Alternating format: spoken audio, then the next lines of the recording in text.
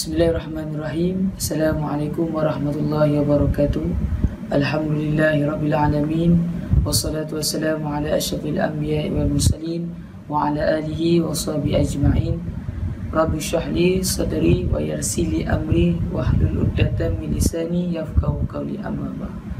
Alhamdulillah, bersyukur kita kepada Allah SWT kerana diberikan kesempatan untuk berada di bulan Ramadan yang mulia pada tahun 2021 dan 1442 Hijrah. Yang saya hormati Pengetua SMKC Rahmat, barisan kanan pentadbiran, barisan guru-guru kanan mata pelajaran, barisan guru-guru Makdis, guru-guru pendidikan Islam dan juga pelajar-pelajar SMKC Rahmat.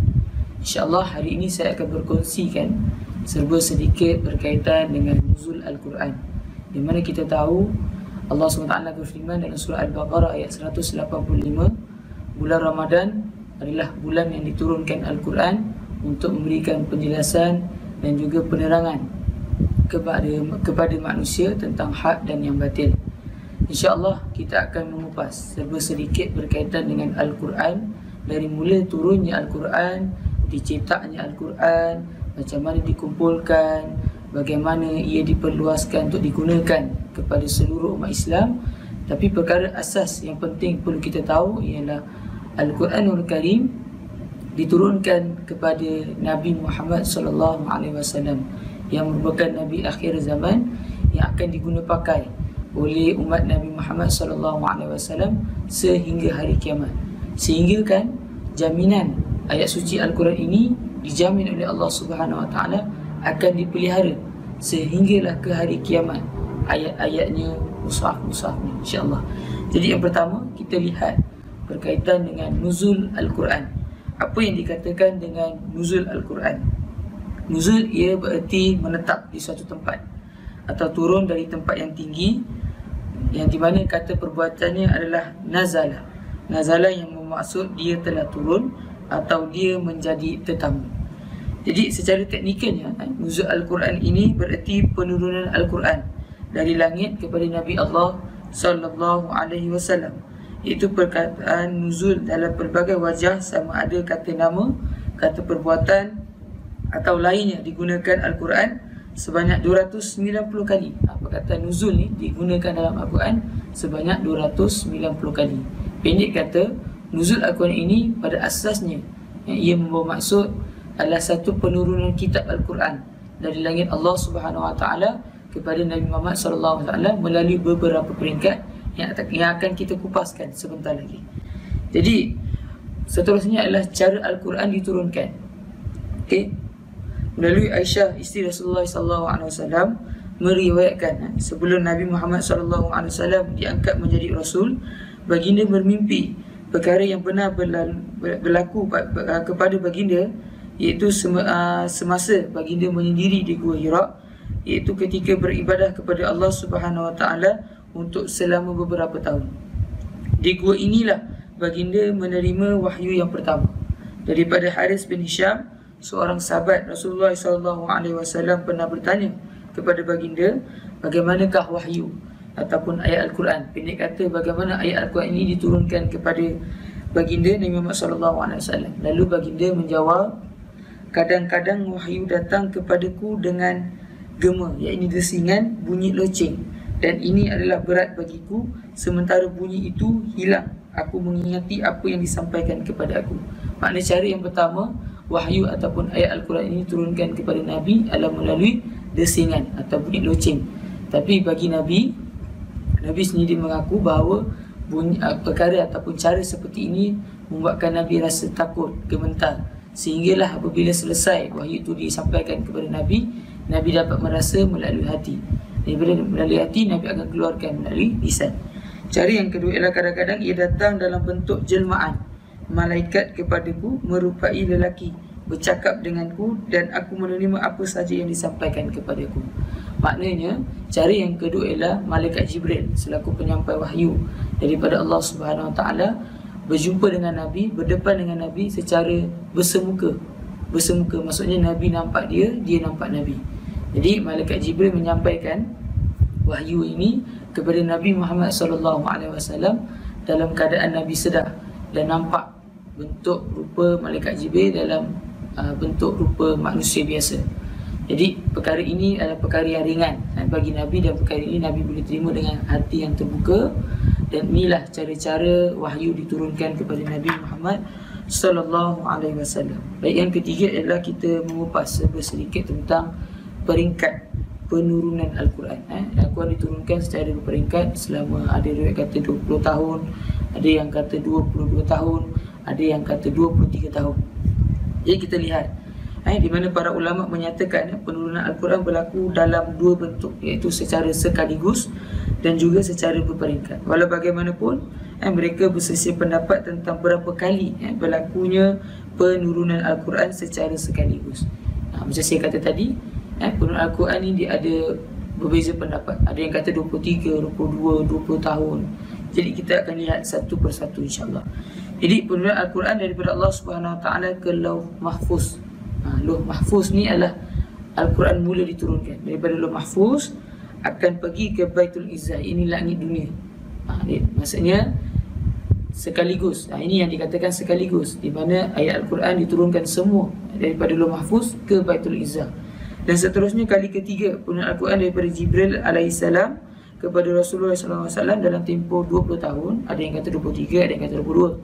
Dan ini yang dikatakan diturunkan secara berperingkat, di mana ayat-ayat yang diturunkan daripada Baitul Izzah kepada Nabi Muhammad SAW diberikan ataupun disampaikan secara berperingkat. Dia melihat kepada setiap peristiwa, setiap kabar-kabar kabar-kabar gembira, kabar-kabar gembira kepada umat Islam, kabar-kabar sedih ataupun peristiwa. Kerana kita tahu dalam ayat Quran ini, kalamullah ini mengandungi beberapa perkara.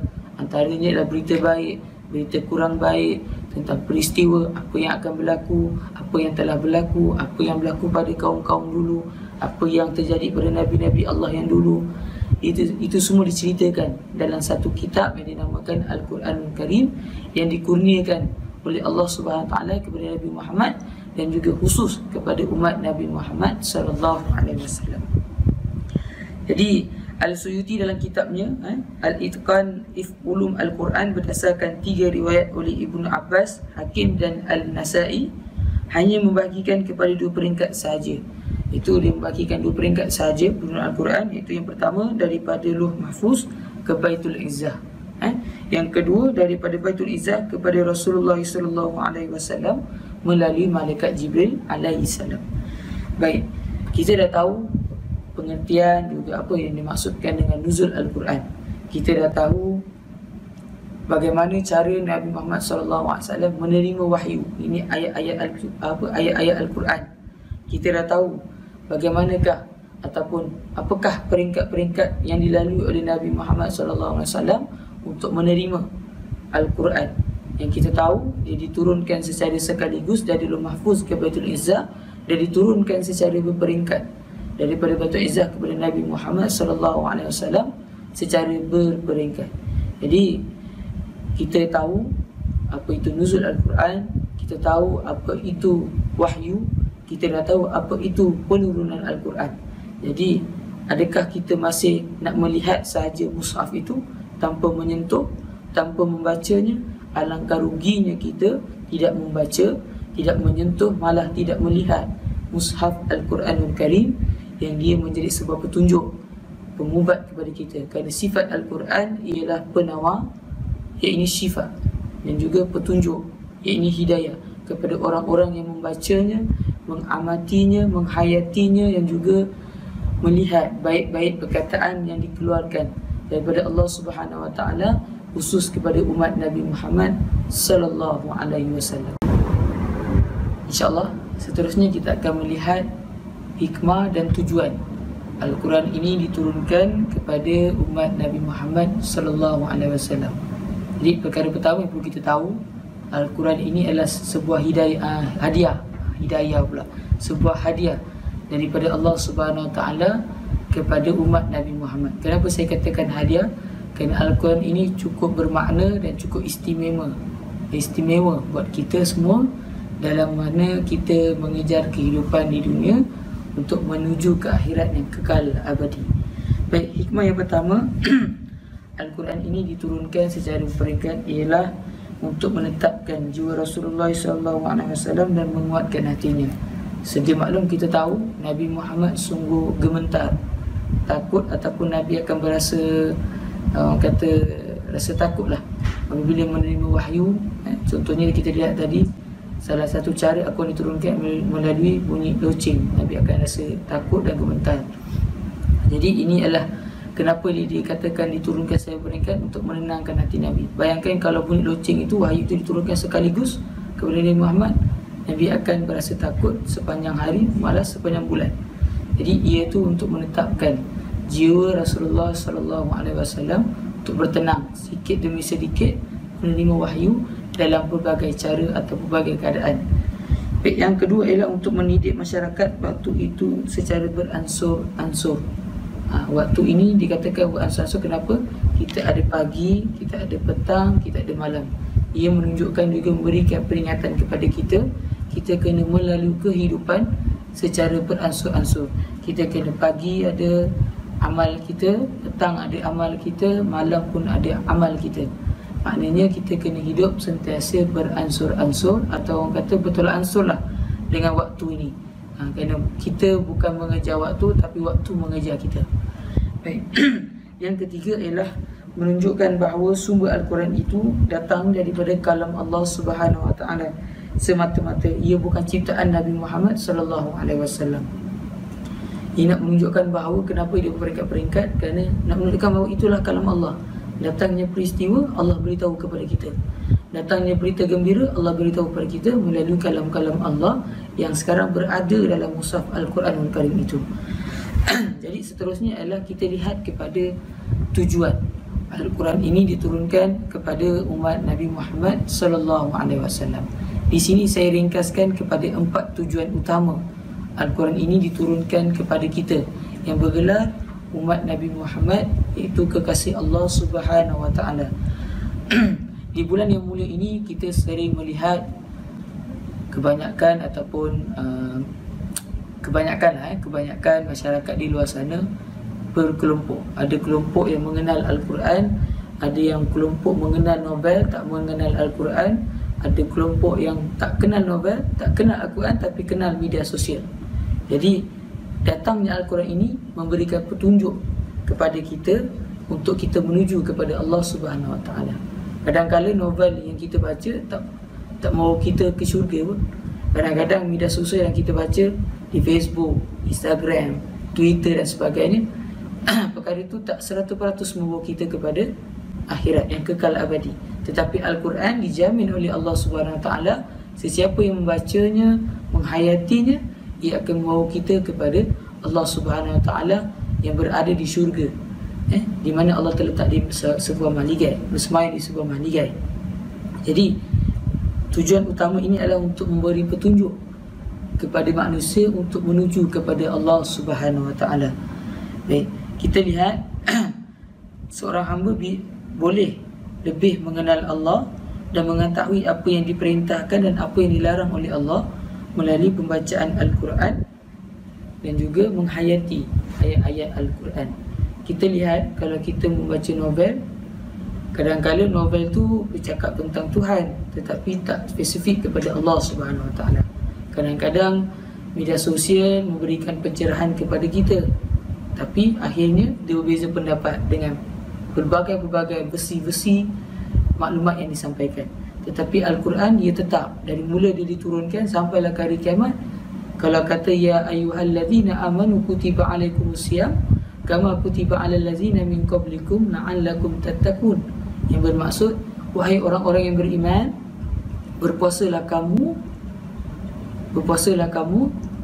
seperti mana orang terdahulu berpuasa sehingga kamu bertakwa. Maknanya dia akan menjadikan kita bertakwa. Dan kita, kalau kita percaya dan kita menghayati ayat itu, akan beri makna kepada kita. Kalau kita berpuasa di bulan Ramadan, difadukan kepada kita berpuasa di bulan Ramadan, maka kita kena berpuasa. Dan apabila kita berpuasa, ia akan menunjukkan kita dan akan memberikan laluan kepada kita ke syurga Allah Subhanahu Wa Taala yang kekal abadi.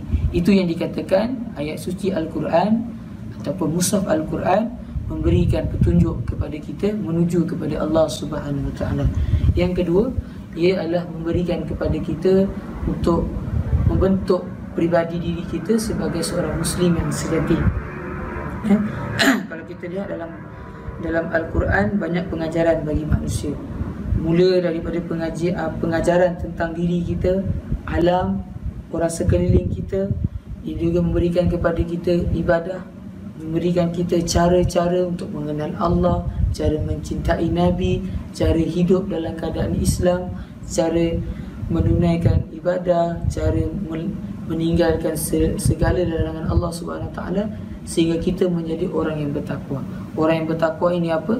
Orang yang bertakwa adalah orang yang takut kepada Allah dan juga mengikuti segala perintah Allah dan juga meninggalkan segala larangan Allah. Apabila kita menjadi orang yang bertakwa, maka jelaslah ayat suci Al-Quran menunjukkan bahawa kita akan membentuk pribadi diri kita sendiri ke arah pribadi Muslim yang sejati. Di mana kita lihat contoh Nabi Muhammad SAW.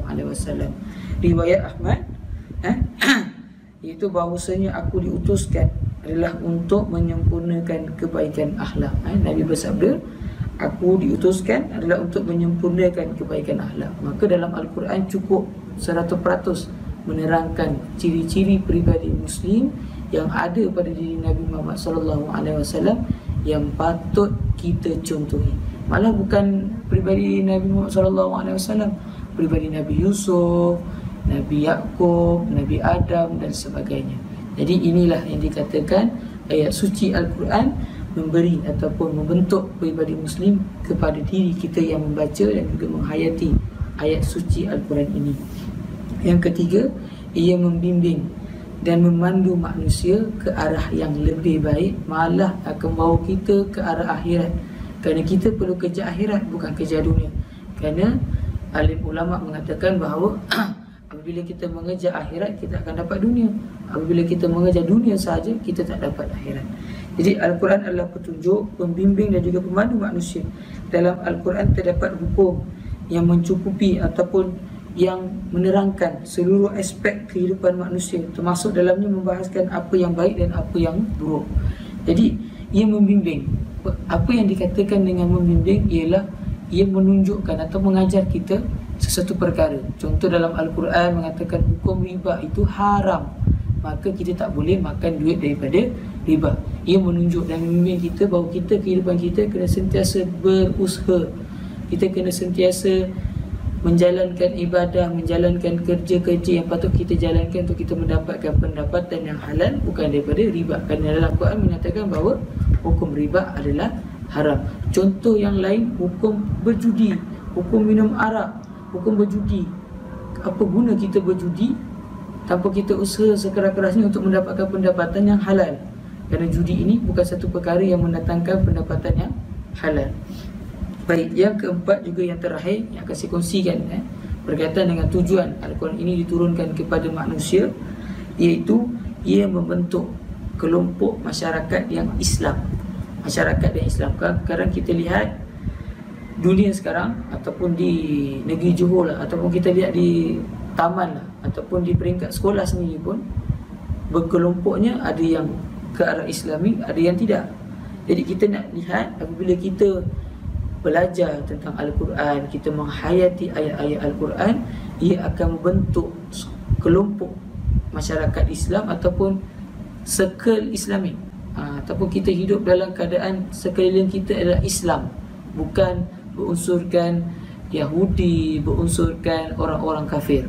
Jadi tujuan Al-Quran diturunkan adalah membentuk masyarakat Islam. Okey, ia adalah termasuk menerangkan dalam Al-Quran menerangkan ciri-ciri kehidupan masyarakat Islam, ciri-ciri untuk kita menjadi pribadi Muslim, yang mana akan bila kita semua ada ciri-ciri pribadi Muslim, kita dah membentuk masyarakat Islam. Dalam surah Al-Imran ayat ke-110, kamu adalah umat terbaik yang dilahirkan untuk manusia, menyuruh kepada ma'ruf dan mencegah dari munkar dan beriman kepada Allah Subhanahu Wa Taala. Dalam Al-Quran menerangkan kita menjadi manusia, bahawa kita ini dilahirkan ke dunia untuk menjadi manusia. Manusia yang akan mencegah kepada kemungkaran dan akan menyuruh kepada kebaikan. kita ni ditugaskan di dunia ini untuk mengajak orang ke arah kebaikan dan melarang orang untuk membuat kejahatan. Kerana apabila kita beriman kepada Allah, kita beriman kepada Rasul, kita beriman kepada Al-Quran, kita akan sentiasa menjalankan tugas kita sebagai khalifah di muka bumi Allah ini untuk mengajak manusia ke arah kebaikan dan melarang manusia daripada membuat perkara yang tidak baik. InsyaAllah itu yang saya dapat kongsikan berkaitan dengan tujuan Al-Quran diturunkan kepada manusia, juga hikmah Al-Quran diturunkan secara berperingkat kepada Nabi Muhammad SAW. InsyaAllah kita teruskan dengan kupasan tentang nuzul Al-Quran ataupun lebih kepada tentang Al-Quran. Jadi sekarang kita nak kupas tentang kelebihan-kelebihan orang yang membaca Al-Quran, khususnya di bulan Ramadan, bulan yang mulia. Di mana kita tahu bulan Ramadan ini merupakan bulan yang di mana pahala kita dilipat gandakan oleh Allah Subhanahu Wa Taala. Pendek kata, kalau kita buat satu amalan itu berjuta lah, beribu, berbilion-bilion ribu kita dapat pahala kita. Jadi kelebihan yang pertama adalah Al-Quran akan menjadi syafaat kepada kita di akhirat kelak. Daripada Abu Umamah radhiyallahu an, itu dia mendengar, dia mengatakan bahawa aku mendengar Rasulullah SAW bersabda, bacalah Al-Quran, sesungguhnya ia akan datang di hari kiamat sebagai syafaat kepada pembacanya. Hadis Abu Umamah ini direkodkan oleh Imam Muslim dalam Sahih Muslim. Jadi siapa yang bacanya, bacalah walau satu hari satu ayat, walau 1 jam satu ayat, walau sebulan satu ayat. Tapi jangan sampai sebulan satu ayat kan. Kalau boleh sebulan satu muka surat pun tu dah memadai. Jadi dalam hadis ini mengatakan bahawa siapa Rasulullah SAW bersabda, siapa yang membacanya akan mendapat syafaat di akhirat kelak. Di akhirat kita bukan mendapat syafaat Nabi saja, malah kalau kita seorang pecinta kepada Al-Quran, kita juga akan mendapat syafaat daripada Al-Quran. Syafaat ni apa? Syafaat ni adalah orang kata pemudah cara untuk kita tak diseksa di padang mahsyar. Untuk orang kata pemudah cara lah untuk kita berjalan di atas titian siratal mustaqim. Titian siratal mustaqim, titian sirat, maknanya untuk memudahkan kita berjalan menuju ke syurga. Ini yang dikatakan syafaat. Yang kedua ialah Al-Quran sebagai pembela. Apa yang dikatakan sebagai pembela? Akhirnya daripada Nawas bin Sam'an radhiyallahu an, dia kata, aku mendengar Rasulullah SAW bersabda, di akhirat kelak akan didatangkan Al-Quran dan orang yang membaca dan mengamalkan isi kandungannya didahului dengan surah Al-Baqarah dan surah Al-Imran. Kedua-dua surah ini menghujat, ini mempertahankan orang yang membaca dan mengamalkannya. Ini daripada Imam Muslim dalam Sahih Muslim. Maknanya dikatakan bahawa orang yang membaca ayat Al-Quran, khususnya ayat surah Al-Baqarah dan juga ayat Al-Imran, surah Al-Imran, di mana Al-Quran akan datang kepada orang yang membacanya dan akan menjadi pembela. Pembela ini juga dikatakan sebagai syafaat. Jadi dia akan menjadi pembela kepada orang yang membacanya daripada terlepas daripada siksaan di padang mahsyar, siksaan ke neraka. Kita nak menunggu panggilan kita bertemu dengan Allah di neraca mizan, dipermudahkan. Itu yang jadi pembela kepada kita. Kena kata, apabila kita hendak ke neraka ataupun kita akan dicampakkan ke neraka, datang Al-Quran kata, sewaktu dia hidup, dia membaca aku, dia menggunakan aku, dia menjadikan aku sebagai petunjuk kepada kehidupan dia. Jangan campak dalam neraka, kata Al-Quran kepada Allah. Macam itu. Jadi yang ketiga ialah orang yang belajar dan mengajar Al-Quran adalah sebaik-baik amalan. Jadi kita bukan dituntut membaca sahaja. Kalau kita tidak pandai membaca, kita dituntut dan digalakkan untuk menjadi tenaga pengajar. Tenaga pengajar untuk memberikan petunjuk, menjadi tunjuk ajar kepada rakan-rakan kita. Kadang-kadang dalam kelas kita ada tadarus Al-Quran bulan Ramadan dalam kelas pada tahun ini kan. Jadi bagaimana kita nak menjadi orang kata yang akan menjadi tunjuk ajar kepada rakan-rakan kita. Kadang-kadang rakan kita ada yang lemah, ada yang bagus bacaannya, ada yang bagus bacaannya tapi kadang-kadang tajuknya tonggang langgang. Jadi Al-Quran ini juga memberikan kepada kita untuk kita belajar dan juga mengajar orang yang hendak membaca Al-Quran, kerana ia adalah sebaik-baik amalan. Daripada Uthman bin Affan radhiyallahu anhu telah berkata, Rasulullah sallallahu alaihi wasallam bersabda, sebaik manusia di antara kamu adalah orang yang mempelajari Al-Quran dan orang yang mengajarnya kepada orang lain. Riwayat Imam Bukhari dalam Sahih Bukhari. Jadi Nabi bersabda tadi, mengatakan bahawa orang yang baik, orang baik, sebaik-baik amalan dia adalah orang yang mengajar dan juga mempelajari Al-Quranul Karim yang sungguh mulia sifat Al-Quran ini. Yang keempat ialah 2 pahala bagi orang yang susah menyebut dan membaca. Kita sedia maklum, Nabi bersabda, aku tak kata satu alif lam mim itu satu pahala, tapi alif satu pahala, lam satu pahala, mim satu pahala. Maksudnya setiap huruf-huruf dalam Al-Quran itu satu pahala buat orang yang membacanya. Tapi ada lagi yang dikatakan oleh Nabi, bahawa 2 pahala buat orang yang membacanya dalam keadaan susah menyebut.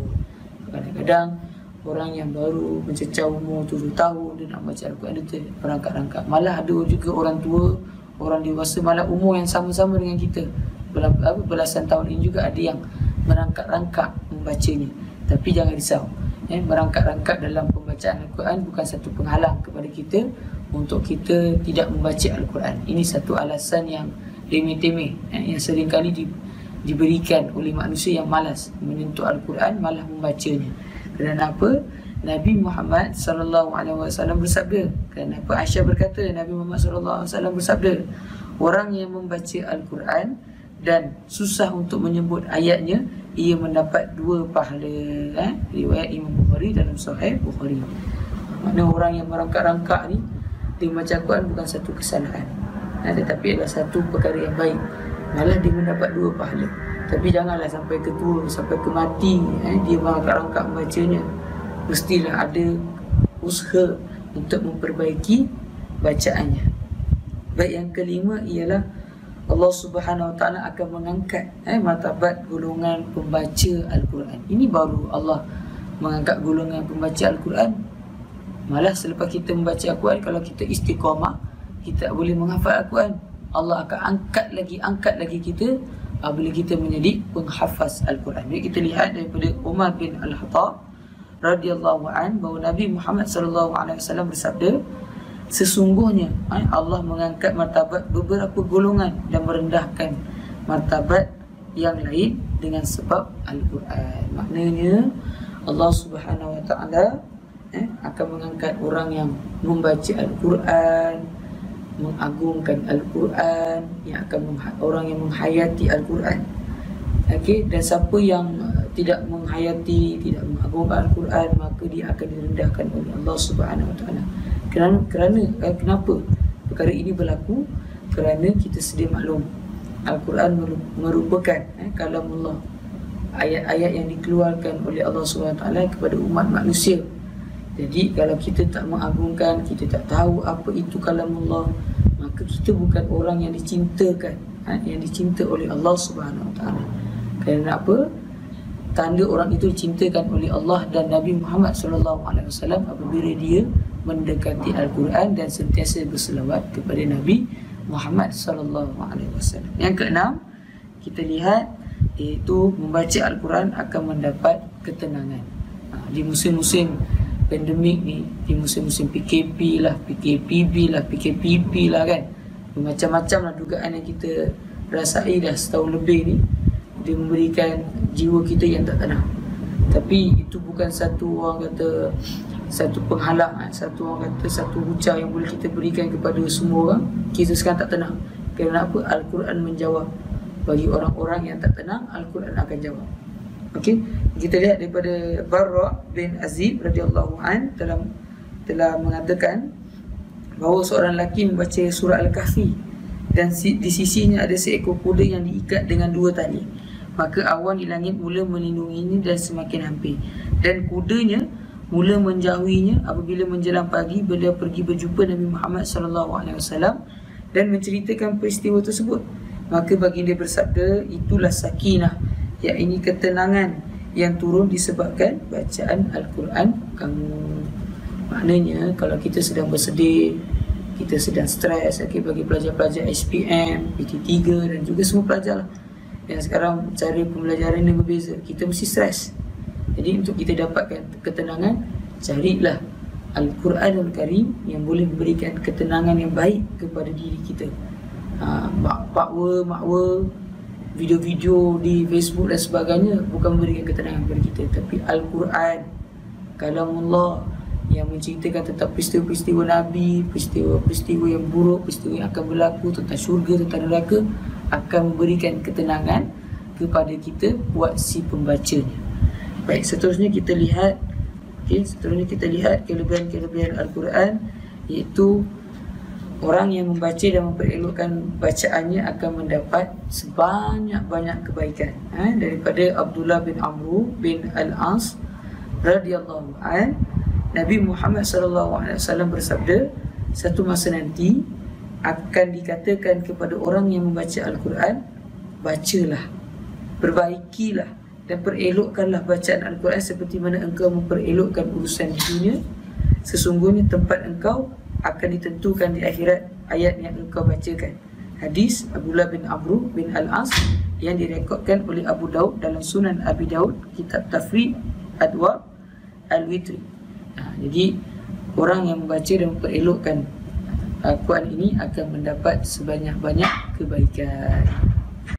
Baik, seterusnya yang ke-8, iaitu orang yang membaca Al-Quran dalam fasih, dia lebih layak menjadi imam solat. Jadi kelebihan orang yang membaca Al-Quran, yang selalu membaca Al-Quran, dia akan mendapat satu kenikmatan dalam baca Al-Quran, itu fasih. Dalam dia menyebut ayat-ayat suci Al-Quran, maka dia layak menjadi imam dalam solat jemaah. Itu daripada Ibnu Mas'ud radhiyallahu an, bahawa Nabi Muhammad sallallahu alaihi wasallam bersabda, orang yang paling layak mengimami kaum di dalam sembahyang ialah mereka yang terfasih membaca Al-Quran. Riwayat Imam Muslim dalam Sahih Muslim. Jadi orang yang fasih, sebelum kita nak menjadi orang yang fasih dalam Al-Quran, sudah tentu kita mesti pandai membaca Al-Quran. Kita mesti selalu membaca Al-Quran. Kita mesti selalu menghayati ayat-ayat suci Al-Quran. Yang ke-9, setiap satu huruf baca Al-Quran akan mendapat 10 ganjaran pahala. Ini yang saya katakan tadi, satu huruf 10 ganjaran pahala. Di mana daripada Ibnu Mas'ud radhiyallahu an berkata, barang siapa yang membaca satu huruf daripada Al-Quran, maka baginya satu kebaikan. Satu kebaikan menyamai dengan 10 pahala. Di mana aku tidak bermaksud alif, lam, mim ialah satu huruf, tetapi alif satu huruf, lam satu huruf, mim satu huruf. Dan bayangkan, satu huruf 10 pahala. Tiba bulan Ramadan, kita membaca Al-Quran, malah kita join tadarus Al-Quran, membaca Al-Quran setiap hari. Berapa banyak pahala yang kita dapat? Beratus, beribu, malah berbilion pahala kita akan dapat. Malah kalau kita nak tukarkan pahala tu kepada wang ringgit, sudah pasti tidak boleh dikira dan tidak boleh dinilai berapakah penghujung nombor ataupun nilai itu. Yang terakhir adalah memperelokkan suara dengan Al-Quran. Orang yang membaca Al-Quran ini dia dapat memperelokkan suara kita. Orang nak menyanyi pun, kalau dia nak suara dia sedap, kalau dia baca Al-Quran, insyaAllah nyanyian dia bagus. Kenapa? Orang yang baca Al-Quran ini, suaranya akan menjadi elok. Kalau kita baca Al-Quran dalam keadaan taranum, kita berlaku, ada lenggoknya, ada lembut suaranya, ada serak basah suaranya. Kerana daripada Al-Bara' bin Azib, daripada Rasulullah SAW bersabda, hiasilah Al-Quran dengan suara kalian. Maknanya Nabi suruh kita keluarkan suara kita ni dengan Al-Quran. Mari kita baca Al-Quran, Bismillahirrahmanirrahim. Kita baca dalam keadaan berlagu, berlenggu, maka kita akan dapat suara yang elok. Suara yang elok ni maksudkan apa? Di mana suara yang elok ini ialah kita akan sentiasa bercakap yang baik, kita akan sentiasa berkata benar, kita akan sentiasa bercakap baik, sentiasa beradab dengan ilmu, beradab dengan guru. Maka akhlak kita pun menjadi Baik. Baik, insya-Allah yang terakhir saya sudi berkongsi dengan rakan-rakan pelajar SMK Isi Rahmat juga barisan guru-guru SMK Isi Rahmat dalam kita mengupas dan membincangkan tentang nuzul Al-Quran. Lebih spesifiknya ialah kita membicarakan tentang Al-Quran. Kita tahu kelebihan, kita tahu hikmah. Maka yang terakhir saya nak berkongsi sedikit cerita tentang para sahabat yang sifatnya itu mencintai Al-Quran. Di kisah yang pertama, Siti Aisyah meriwayatkan Abu Bakar, ini ayahnya, adalah seorang lelaki yang mudah menangis. Beliau tidak mampu menahan air mata ketika membaca Al-Quran. Pernah tak kita rakan-rakan pelajar, pernah tak kita banyak pernah ni. Pernah tak kita menangis ketika kita solat dalam keadaan kita membaca surah-surah dalam Al-Quran? Pernah tak kita? Tanya diri kita, pernah tak kita menangis kerana membaca ayat suci Al-Quran? Seterusnya, Umar bin Khattab juga demikian. Daripada Abdullah bin Shaddad bin Had mengatakan, aku pernah mendengar Umar membaca surah Yusuf dalam solat subuh dan aku mendengar tangisannya. Sayyidina Umar ni seorang yang garang kan. Kita tahu ceritanya sebelum dia masuk Islam, dia seorang yang garang, seorang yang kalau bahasa pasarnya ialah seorang yang gangster lah. Tapi dia masuk Islam kerana dia mendengar bacaan surah Taha daripada adiknya, dan bila dia masuk Islam pun diriwayatkan daripada Abdullah bin Shaddad ni, dia mendengar Umar membaca surah Yusuf dalam solat subuh sehingga menangis. Lalu dia Abdullah ni berada di akhir saf. Beliau sedang membaca surah Yusuf. Dia mendengar Sayyidina Umar membaca surah Yusuf sambil menangis. Itu ayat yang ke-86, iaitu yang bermaksud, sesungguhnya hanyalah kepada Allah aku mengadu kesusahan dan kesedihanku. Maka Abdullah bin Syarif ini mendengar Umar membaca ayat Yusuf yang ke-86 ini, yang bermaksud sesungguhnya hanyalah kepada Allah aku mengadukan kesusahan dan kesedihanku. Baru dia menangis. Kita ni menjadi hamba, yang dimana sifat hamba adalah mengabdikan diri kepada Allah. Kita tidak boleh menangis kepada manusia. Kita tidak boleh memohon pertolongan yang melampaui batas daripada manusia. Kita memohonlah kepada Allah Subhanahu Wa Taala. Kerana surah Yusuf tadi mengatakan bahawa sesungguhnya Allah lah tempat kita mengadu dan meminta pertolongan atas kesusahan dan kesedihan kita. Daripada Nafi pernah menceritakan Ibnu Umar, tidaklah Ibnu Umar ini membaca dua ayat yang terakhir dalam surah Al-Baqarah kecuali dia pasti menangis. Kepunyaan Allah lah segala apa yang ada di langit dan apa yang di dalam hatimu atau yang kamu sembunyikan. Nescaya Allah akan membuat perhitungan dengan kamu tentang perbuatanmu itu. Maka Allah mengampuni siapa yang dikehendakinya dan menyiksa siapa yang dikehendakinya. Dan Allah Maha berkuasa di atas segala sesuatu. Setelah membaca itulah Ibnu Umar mengatakan, perhitungan inilah sungguh menyiksakan. Maka Ibnu Umar menangis. Jadi ayat ini menunjukkan bahawa Allah ini sentiasa mengampunkan dosa hamba-Nya. Jadi bila kita nak bertemu dengan Allah, bila kita nak bertaubat dengan Allah, tanya pada diri kita, bila nak tunggu nyawa kita dikerongkong, nak tunggu matahari terbit pada barat baru kita nak bertaubat? Kerana Allah sentiasa membuka pintu taubat, khususnya di bulan Ramadan. Khusus special edition di bulan Ramadan ini, Allah membuka pintu-pintu syurga dan menutup pintu-pintu neraka dan mengikat semua syaitan. Di syurga kita dah dapat tiket syurga. Bila kita nak pergi je, kita kena bawa tiket tu ke mana? Seolah macam kita beli tiket bola. Kita dah beli tiket bola, dah ada tunjuk gate nombor 7 kita masuk untuk ke stadium. Maka tiket syurga kita dah dapat, pintu syurga mana yang kita nak masuk. Maka pilihlah mana-mana pintu syurga yang hendak kita masuk. Kalau di bulan Ramadan kita membanyakkan amalan, khususnya membaca Al-Quran yang dikatakan sebagai pecinta Al-Quran adalah pecinta kepada Nabi Allah dan Allah Subhanahu Wa Taala. Kisah yang terakhir ialah daripada Anas bin Malik. Ia memiliki kebiasaan apabila telah mendekati khatam dalam baca Al-Quran, ia menyisakan beberapa ayat untuk mengajak keluarganya guna untuk menghatamkan bersama. Di mana daripada Sabit Al-Bunani, ia mengatakan bahawa Anas bin Malik jika sudah mendekati dalam menghatamkan Al-Quran pada malam hari, beliau menyisakan sedikit daripada bacaan Al-Quran itu hingga ketika subuh hari beliau mengumpulkan keluarganya dan menghatamkan bersama. Jadi Anas ni seorang yang selalu khatam Al-Quran. Buat imam sekalipun, Imam Syafi'i pun satu malam dia boleh khatam Al-Quran 2 kali. Itu Imam Syafi'i. Kita belum sampai ke tahap itu, tapi perlulah kita berusaha ke arah itu. Tak dapat satu malam menghatam Al-Quran, sebulan sekali bulan Ramadan pun dah cukup memadai. Tapi jangan kita fokuskan pembacaan Al-Quran kita pada bulan Ramadan sahaja. Teruskanlah di bulan-bulan yang akan datang. Dan akhir sekali, banyak perkara yang kita kupas dalam kita menceritakan tentang Al-Quran.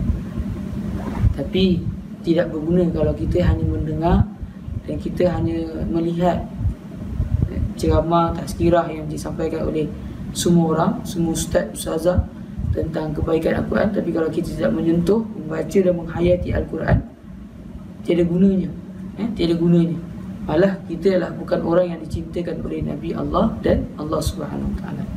Maka akhir sekali, sama-samalah kita menghayati dan membudayakan Al-Quran dan menjadikan Al-Quran peneman hidup kita. Kerana Al-Quran juga akan menjadi peneman hidup kita di akhirat, terutamanya dalam alam kubur nanti. Kebanyakanlah membaca surah Al-Mulk kerana ia juga menjadi senjata kita di kubur nanti. Okey. Jadi akhir kalam, saya mendoakan agar rakan-rakan pelajar SMP Sri Rahmat, guru-guru, khususnya seluruh umat Islam di Malaysia, di dunia ini, terus memudayakan Al-Quran. Semoga kita semua menjadi inspirasi kepada orang yang tidak selalu membaca Al-Quran. Akan datang ia juga akan membaca Al-Quran, kerana kita selalu membaca Al-Quran dan selalu kita mendoakan orang-orang semua membaca Al-Quran. Jadi saya mendoakan agar kita semua mendapat balasan syurga, mendapat pahala yang berlipat kali ganda, dan kita dapat mengubah diri kita ke arah yang lebih baik, ke arah insan yang bergelar ahli syurga nanti selepas daripada Ramadan ini. Semoga kita semua dapat bertemu pada Ramadan yang akan datang, dan semoga kita sentiasa dapat memegang Al-Quranul Karim untuk menjadi panduan kehidupan kita di dunia ini. Jadi insya-Allah saya mendoakan yang terbaik untuk semua, dan semoga kita bertemu lagi di hari yang lain, di masa yang akan datang, dan dapat kita berkongsi ilmu-ilmu yang bermanfaat kepada kita semua. Sekian dari saya, saudara Muhammad Farihin Hazrid bin Abu Sahalam, bekas pelajar SMK Sri Rahmat yang kini melanjutkan pelajaran di Kolej Pengajian Islam Johor Bahasa dalam jurusan Diploma Syariah Islamiyah. Semoga kita berjumpa lagi, insya-Allah. Sekian, wabillahi wa taufiq wal hidayah. Wassalamualaikum warahmatullahi wabarakatuh.